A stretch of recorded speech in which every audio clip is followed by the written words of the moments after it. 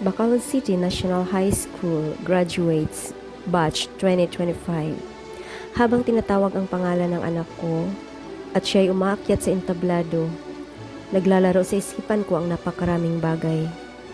Parang kailan lang ang liit pa niya at kami naglalakad galing eskwela at nasasabi ko sa sarili ko na sana kung walang K-12 second year college na sana siya ngayon.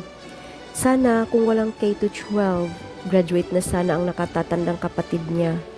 Sana nakapagtatrabaho na siya ngayon at sana hindi na masyadong mabigat sa akin.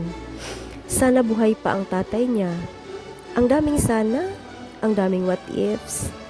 Pero kahit na anong mangyayari, pangako ko, igagapang kita. Sa hirap at sa ginhawa, laban lang. Wala pa sa oras ang susuko. Malayo pa tayo.